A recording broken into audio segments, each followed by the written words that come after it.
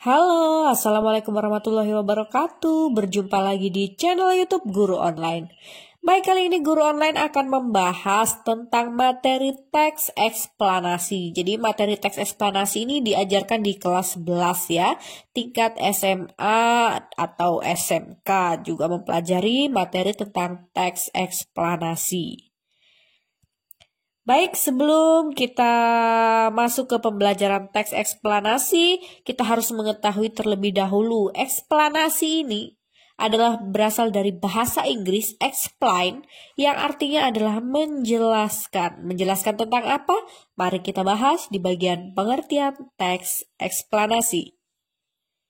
Yang pertama, pengertian teks eksplanasi adalah teks yang berisi tentang proses terjadinya suatu peristiwa, baik peristiwa alam maupun non-alam, yang menjelaskan sebab akibat dari suatu kejadian tersebut secara detail. Jadi, di sini adalah menjelaskan proses terjadinya peristiwa.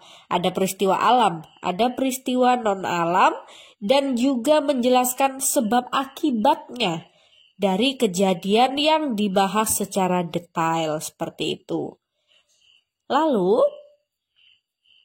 informasi tentang peristiwa atau fenomena yang terjadi ini kan disajikan dalam jenis teks eksplanasi. Maka fenomena seperti apa? Fenomena alam atau non-alam yang dijelaskan di bagian pengertian tadi. Jadi, fenomena itu seperti gempa bumi, hujan es, angin tornado. Sedangkan peristiwa terkait sosial budaya misalnya ya yang non-alam, yaitu siswa-siswi yang berhasil menciptakan gerakan tari kontemporer misalnya, atau peristiwa politik dan ekonomi misalnya tentang pemilihan kepala daerah secara serentak, ataupun tentang investasi saham yang ada di Indonesia. Seperti itu. Jadi itu yang membedakan antara peristiwa alam maupun non-alam. Baik. Yang selanjutnya adalah teks eksplanasi ini disebut mirip dengan teks prosedur, namun tetap memiliki perbedaan ya. Yang mana bagian yang disebut mirip itu adalah sama-sama menjelaskan tentang apa? Ada yang tahu? Tentang proses suatu hal. Jadi teks eksplanasi maupun teks prosedur ini sama-sama membahas tentang suatu proses dan menjelaskan sesuatu hal. Perbedaannya di mana? Perbedaannya terletak di proses dalam teks prosedur ini bersifat disengaja, direncanakan dan dibuat oleh manusia untuk kepentingan suatu hal.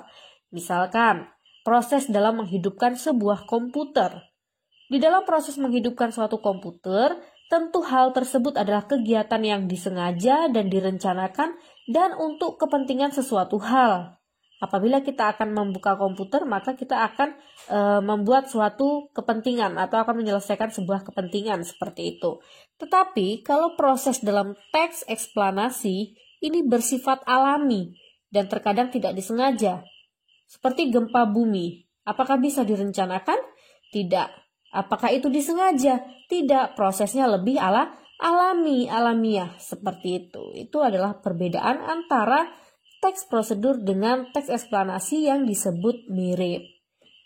Baik, yang selanjutnya adalah ciri-ciri teks eksplanasi. Ada berapa ciri-ciri dari teks eksplanasi? Ya, benar. Ciri-ciri dari teks eksplanasi yang pertama adalah ilmiah, kedua logis, dan yang ketiga adalah objektif. Ilmiah dalam hal apa? Ilmiahnya adalah berupa fakta-fakta atau berupa hasil penelitian di bagian isi dari teks eksplanasi.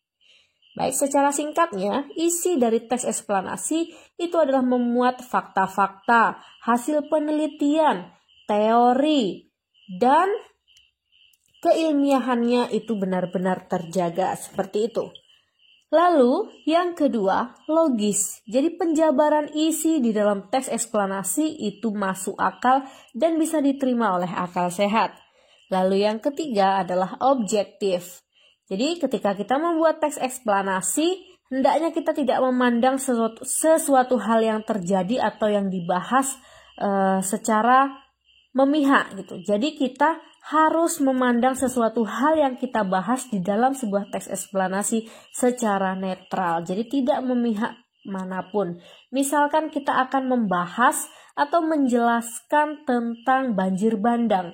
Di dalam kita menjelaskan peristiwa banjir bandang tersebut, kita tidak boleh memihak terhadap sesuatu hal. Misalkan kita memihak kepada pemerintah atau kita memihak kepada rakyat. Kita harus melihat sesuatu secara objektif, yaitu secara netral. Sehingga pembahasannya juga akan objektif, seperti itu. Baik, yang selanjutnya adalah struktur teks eksplanasi. Struktur teks eksplanasi yang pertama adalah pernyataan umum, yang kedua ada deret penjelas, dan yang ketiga ada interpretasi. Yang pertama, di bagian pernyataan umum. Di bagian pernyataan umum berisi penjelasan umum mengenai fenomena yang dibahas. Maka jelaskan terlebih dahulu secara umum apa hal yang sedang kalian bahas. Misalkan kalian membahas tentang gempa bumi, misalkan tentang banjir, demo, dan lain sebagainya. Itu jelaskan secara umum hal-hal tersebut. Lalu yang kedua adalah deretan penjelas, yaitu berisi penjelasan sebab akibat yang ditimbulkan dari fenomena yang dibahas. Misalkan tadi membahas tentang banjir, maka sebutkan sebab dan akibat dari banjir tersebut di bagian deretan penjelas. Jelaskan prosesnya secara rinci dan memuat fakta-fakta ataupun hasil penelitian ataupun teori-teori tentang banjir tersebut. Lalu yang bagian ketiga adalah interpretasi. Interpretasi ini adalah berisi simpulan yang berisi solusi untuk mengatasi permasalahan ataupun tanggapan tentang fenomena yang dibahas, seperti itu. Jadi di bagian interpretasi, kalian bisa memberi tanggapan tentang fenomena atau hal peristiwa yang kalian bahas sebelumnya, seperti itu. Baik, saya harap penjelasan tentang teks eksplanasi ini dapat dipahami dengan mudah. Untuk bagian kaidah kebahasaan dan contoh teks eksplanasi dapat dilihat di video selanjutnya. Jadi jangan lupa subscribe channel YouTube ini karena ini merupakan channel YouTube pembahasan tentang pendidikan. Baik, terima kasih. Wassalamualaikum warahmatullahi wabarakatuh.